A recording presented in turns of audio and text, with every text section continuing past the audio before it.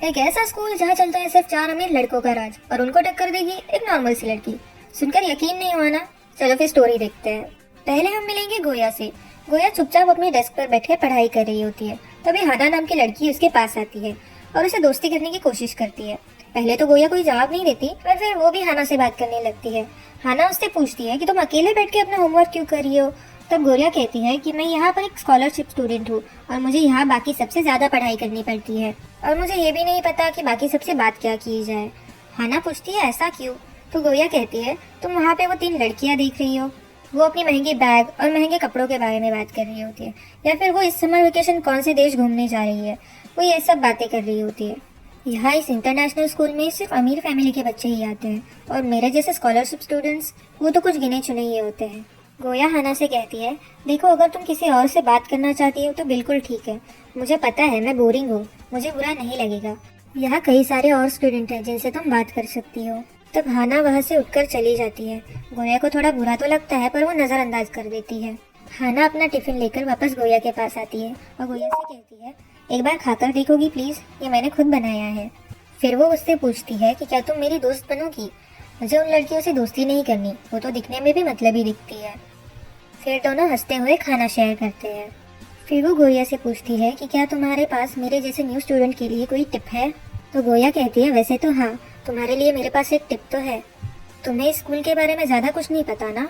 तो हाना कहती है नहीं, ज़्यादा कुछ नहीं पता।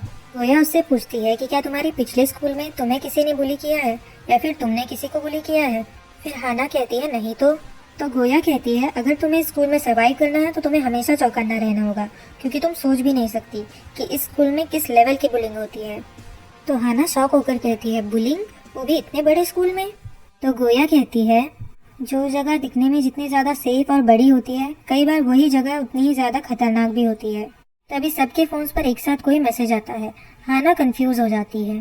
तब गोया हाना से कहती है कि इस स्कूल में एक गेम खेला जाता है, एक ऐसा गेम जो जानलेवा है, एक ऐसा गेम जिसे इस स्कूल का सबसे ज़्यादा अमीर और ताकतवर ग्रुप जज करता है। जो भी उन लोगों से पंगा लेता है उसे उसके लॉकर में रेड कार्ड मिलता है। रेड कार्ड का मतलब ये है कि कोई भी उस इंसान के साथ कुछ भी कर सकता है, जो मन चाहे वो कर सकता है। हाँ, पर इनके भी कुछ रूल्स हैं, वो लोग सीसीटीवी के सामने कुछ नहीं कर सकते। तभी लॉकर रूम में एक लड़के को रेड कार्ड मिलता है। ये बात सब लोग अपने ग्रुप पे फैला देते हैं और देखते ही देखते ये बात स्कूल में फैल जाती है। सब लोग ये कोई आम बुलिंग नहीं है, इसमें सिर्फ जान लेना मना है, बाकी जो चाहे वो कर सकते हैं। किसी के हाथ पैर तोड़ देना, मुंह बिगाड़ देना, जो चाहे। ना गोया से पूछती है कि क्या टीचर्स इन सब में कुछ नहीं कहते? गोया कहती है यह सिर्फ नाम के लिए टीचर्स है। इन दी एंड जिसको रेड कार्ड मिलता है उसको पुराने स्टेडियम जाने के लिए फोर्स किया जाता है, क्योंकि सिर्फ वही एक जगह है जहाँ पर सीसीटीवी नहीं है। और हाँ, वहाँ किसी को भी फ़ोन यूज़ करना मना है, वहाँ पर कुछ रिकॉर्ड नहीं कर सकते, वहाँ टीचर्स का जाना भी मना है। जिस लड़की को रेड कार्ड मिला था, सारे स्टूडेंट उसे पुराने स्टेडियम जाने के लिए मजबूर करते हैं। वो उसका फ़ोन छीन लेते हैं और पुराने स्टेडियम में रख देते हैं ताकि वो वहाँ पर आ जाए। जिस लड़के को रेड कार्ड मिला है उसे पुराने स्टेडियम में बहुत बुरी तरीके से मार रहे होते हैं।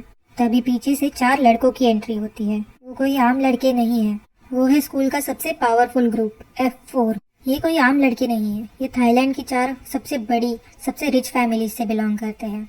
ये स्कूल उनका ही है, वो जो चाहे करते हैं और यही सबको रेड कार्ड भी देते हैं। जिस लड़के को रेड कार्ड मिला था उसने स्कूल बुलिंग का वीडियो निकाल के वायरल किया था, इसलिए उसे रेड कार्ड मिला था। F4 का लीडर थाम आगे आता है और उस लड़के से पूछता है क्या तुम्हें लगता है तुम कुछ बहादुरी का काम कर रहे हो? ये सब जो तुमने ऑनलाइन पोस्ट किया है, तुम्हें क्या लगता है इसका अंजाम क्या होगा? क्या तुम्हें सच में लगता है तुम F4 का कुछ बिगाड़ सकते हो?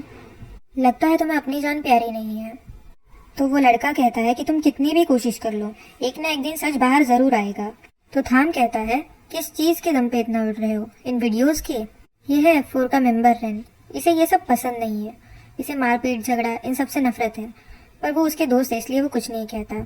थाम उस लड़की को वो वीडियोस दिखाकर कहता है इस पे तुम इतना उड़ रहे थे ना, तो अब देखो। और देखते ही देखते वो सारे वीडियोस डिलीट हो जाते हैं। वो लड़का कंफ्यूज होकर घबरा जाता है कि ये कैसे हुआ, और थाम बहुत बेहूदगी से हंसने लगता है। यह है F4 का मेंबर MJ, यह हैकर प्लस माफिया है, इसी ने वो सारे वीडियोस ऑनलाइन डिलीट किए थे। रेड कार्ड वाला लड़का गुस्से में थाम को बहुत जोर से पंच मारता है। थाम हंसने लगता है और उस लड़के को बहुत बुरी तरीके से मारने लगता है। F4 के बाकी मेंबर्स उस पर बेट लगाते हैं कि ये फाइट कितनी देर चलेगी और थाम इसे कितना मारेगा। यही सब बातें चल रही होती है, तभी वहाँ से रेन उठकर चला जाता है। वो लड़का चिल्लाकर सबसे कहता है कि हम सब मिलकर इस बुलिंग को रोक सकते हैं। गोया को उसकी बातें माननी थी, पर उसके पास कोई चारा नहीं था। वो चुपचाप खड़ी रही। उस लड़की की बातें सुनकर सब उसे मारने लगते हैं और उस पर हंसने लगते हैं। तभी थाम उस लड़के से कहता है, क्या तुम्हें सच में लगता है ये सब मेरे कहने से तुम्हें बुली कर रहे हैं? ये सब मेरे कहने से तुम्हें मार रहे हैं? मैंने तो बस इन सबको आज़ादी दी है, जो चाहे वो करने की। मैंने किसी से कभी नहीं कहा कि किसी को जाके मारो, किसी को जाके परेशान करो, किसी के साथ ये करो वो करो। ये सब इन सब की खुद की मर्जी है। ये सब सुनकर वो लड़का और भी ज़्यादा घबरा जाता है। फिर गोया वहाँ से फ्रस्ट्रेट होकर स्कूल की छत पर चली जाती है और बहुत जोर से चिल्लाकर अपनी भड़ास निकालती है। वो F4 के बारे में भी कई चीज़ें बोलती है, पर उसे ये नहीं पता था कि रेन वहीं पर था। स्कूल के बाद वो एक फ्लावर शॉप में जाती है, जहाँ वो और उसकी best friend cunning part time job करते हैं। गोया का उतरा मुंह देखकर कनिंग उससे पूछती है कि क्या फिर वही रेड कार्ड। कनिंग उसे समझाती है कि उदास मत हो और गुस्सा थूक दो।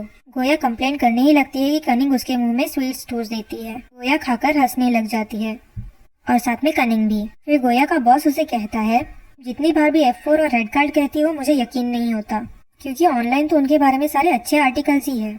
एक्चुअली F4 पूरे थाईलैंड में फेमस है, सिर्फ उनके स्कूल में ही नहीं, इसलिए उनके आर्टिकल्स हैं। F4 में 4 लड़के हैं, थाम, MJ, काविन और रेन। थाम की बात करें तो थाईलैंड की नंबर 1 कंपनी का इकलौता वारिस है, बहुत घमंडी, अकड़ और गुस्सैल भी।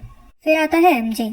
उसकी फैमिली सबसे ज्यादा एंटरटेनमेंट न्यूज बिजनेस के मालिक है और MJ और उसकी फैमिली माफिया से भी रिलेटेड है। अब आती है बारी केविन की। केविन की फैमिली सबसे बड़े एक्सपोर्ट और एंटिक्स बिजनेस के मालिक है। केविन एक नंबर का प्ले बॉय है, कभी एक लड़की के साथ दोबारा दिखाई नहीं देता। And last but not the least, rain.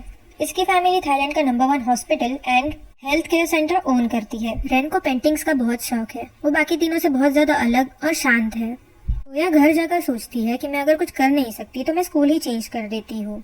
पर उसके पापा उसका इतने बड़े स्कूल में जाना सेलिब्रेट करते हैं, उसकी पूरी फैमिली सेलिब्रेट करती है, सब बहुत खुश होते हैं। तभी गोया की माँ की नजर उसके फटे जूतों पर जाती है। वो गोया